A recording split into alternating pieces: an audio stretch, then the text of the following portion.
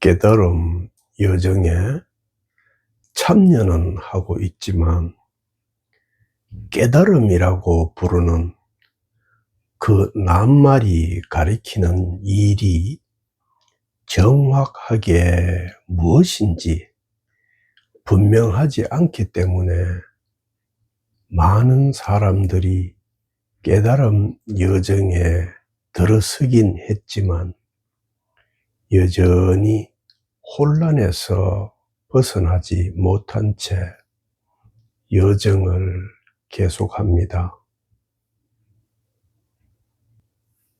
저도 여러분에게 눈을 떴다라든가 깨어났다라든가 하는 표현을 쓰고 있는데, 눈을 떴다라는 표현은 뭔가 보지 못했던 것을 보게 되었다라는 뜻일 텐데, 도대체 무엇을 새로 보게 되었다는 진술일까요?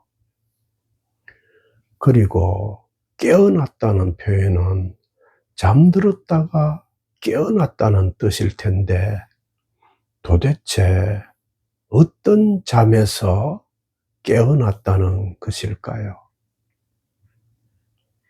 이런 표현들이 가리키는 정확한 뜻이 무엇일까요? 그리고 깨달음 여정 길잡이들은 나가 없다고 말하면서 다른 한편으로는 통해야 하고 체험해야 한다고 말하기도 하고, 또는 깨달아야 한다라고 말하기도 하는데, 나가 없다면 도대체 무엇이 통하고 무엇이 체험하고 무엇이 깨닫는 것일까요? 이번 시간에는 깨달음 여정에서 많은 이들을 혼란을 겪게 하는 깨달음의 정체를 21세기 언어로 상식적인 시각에서 여러분과 함께 통찰해보고 그 정체를 밝혀보겠습니다. 우리는 흔히 깨달음의 정체에 의문이 들면 깨달음이 뭐지? 라는 형식의 구문으로 묻게 됩니다. 고전적으로는 선문답에 자주 등장하는 부처가 무엇입니까? 라는 질문도 내용면에서는 이와 다르지 않은 질문입니다. 그런데 사실 깨달음이 뭐지? 혹은 부처가 뭐지? 라는 질문은 질문 그 자체가 이미 오류입니다. 왜냐하면 깨달음이나 부처는 어떤 무엇을 가리키는 말이 아니기 때문입니다. 하지만 깨달음이 어떤 무엇이 아닌지 모르는 입장에서는 여태 모양만 보며 살아온 기존의 관점대로 깨달음을 어떤 무엇으로 상정하고 질문할 수밖에 없으니 질문 자체가 오류인 줄 모르고 그렇게 질문하게 되는 것입니다. 선사들은 부처가 무엇입니까? 라는 질문에 마른 똥막대기라는 뜻의 간시궐이라고 말하거나 삼배세근이란 뜻의 마삼근이라고 대답합니다. 그리고 이런 대답이 가장 더럽고 쓸모없어 보이는 똥막대기조차도 부처가 아닌 것이 없다라는 파격적인 선언이고, 눈앞에 놓인 일상적인 사물에 진리가 있음을 가리키는 것이라고 푸는 사람들도 있는데, 전혀 엉뚱한 풀이는 아니지만 변죽만 울리고 본질은 보지 못한 풀이에 지나지 않습니다. 선사들의 답변은 그런 방향을 가리킨 것이 아닙니다. 선사들이 간시궐이나 마삼근이라고 대답한 이유는 부처가 무엇이 아니기 때문에 그렇게 말한 것입니다.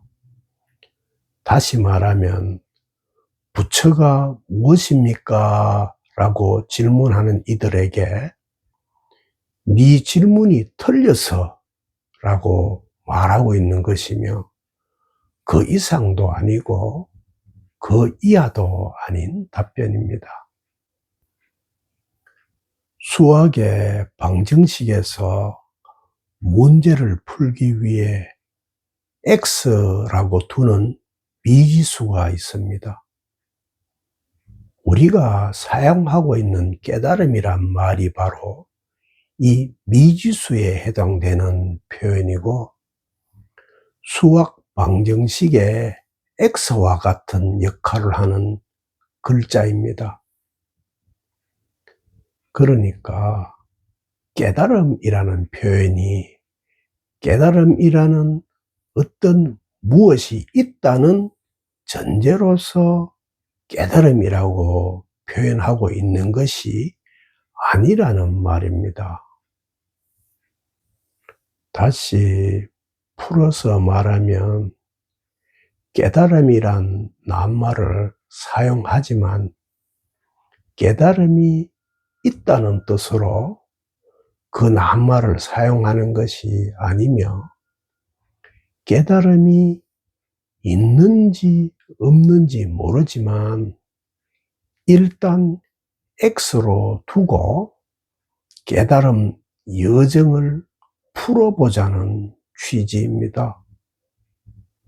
그러므로 말로는 깨달음 여정이라고 표현하지만 실제로는 X라는 미지의 여정입니다. 깨달음이 있다는 전제를 두고 하는 여정이 아니라는 말입니다. 선사들이 간시궐이나 마삼근이라고 대답한 말도 수학의 방정식에 X와 같은 역할을 하는 표지로서 사용한 말이지 그 뜻을 풀어보라는 그런 말을 한 것이 아닙니다. 결론적으로 말하면 깨달음 여정은 깨달음이라는 어떤 무엇을 찾는 여정이 아니라 무엇이라고 부르는 것이 등장하는 어떤 무엇인 세계에서 깨어나는 여정입니다. 깨달음 여정은 부처가 하는 여정이 아니라 중생이 하는 여정입니다. 중생은 무엇으로 된 세계에서 삽니다.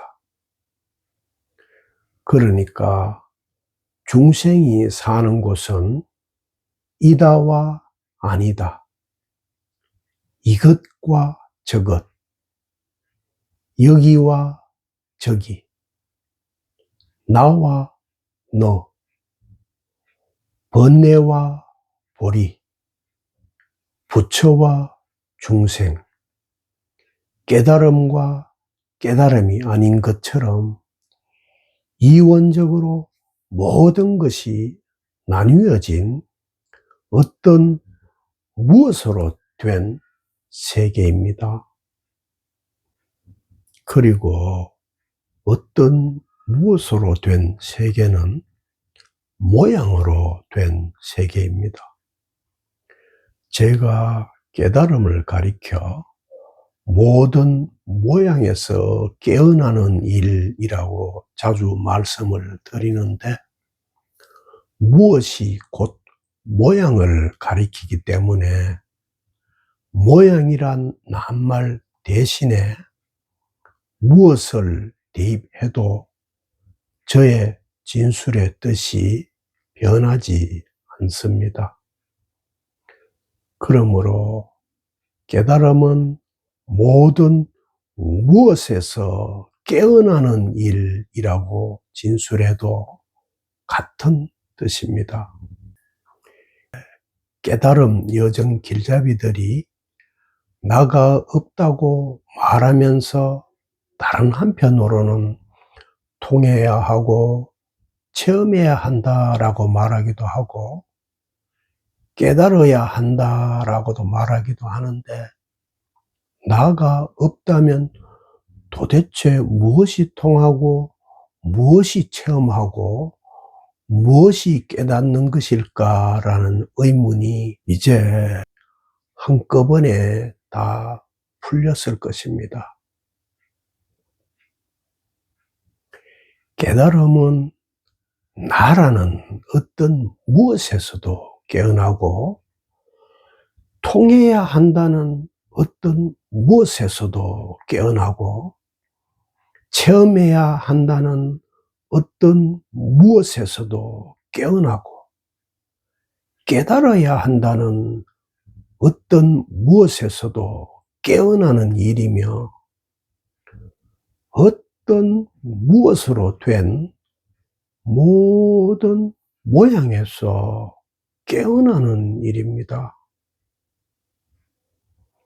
그래서 깨어나면 깨달음이라는 모양도 없고 깨달음이 아니라는 모양도 없고 열반이라는 모양도 없고 해탈이라는 모양도 없고 부처라는 모양도 없고 중생이라는 모양도 없고 번뇌라는 모양도 없고 벌이라는 모양도 없고 나라는 모양도 없고 너라는 모양도 없기 때문에 안욕다라 삼약삼보리, 즉 무상정등 정각이라 말하는 것입니다.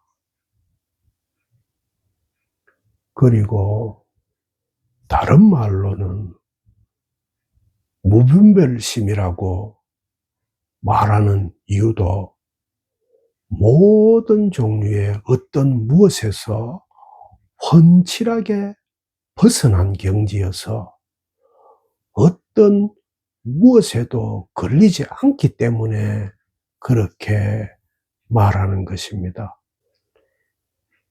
이제 여러분의 마음에 깨달음의 정체가 무엇인지 제대로 밝아졌습니까?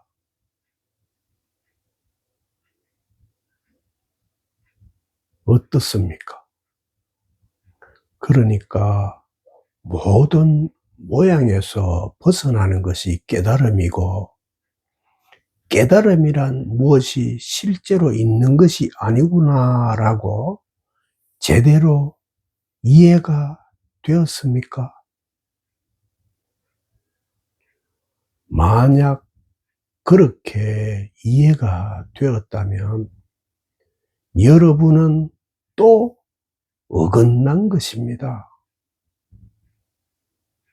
그런 이해가 바로 생각으로 만든 모양이며 여러분은 모양에 이미 걸린 것입니다.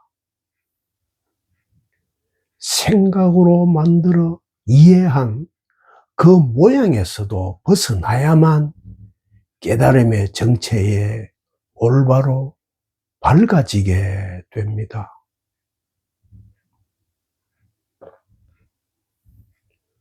아니면 혹시 마음에 그러면 어쩌라는 거야? 라는 생각이 떠오르십니까? 그 생각도 여러분이 벗어나야 할 또 하나의 어떤 무엇인 모양입니다. 이제 여러분은 오지도 못하고 가지도 못할 덫에 걸린 것입니다. 여기서 빠져나가려고 아무리 어떤 모양을 지어도 결코 빠져나갈 수 없습니다. 오히려 모양을 지으면 지을수록 더더욱 모양의 수렁에 더 깊이 빠지게 됩니다.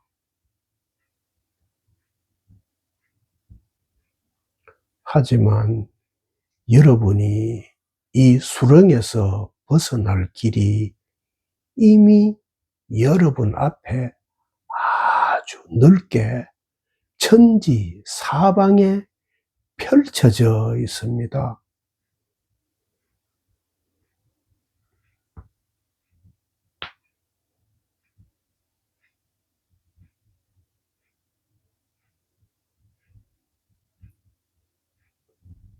어떤 모양에도 어떤 무엇에도 걸리지 않는 아무 모양이 없는 이 일이 여러분이 모양에서 빠져나갈 수 있는 유일한 길입니다.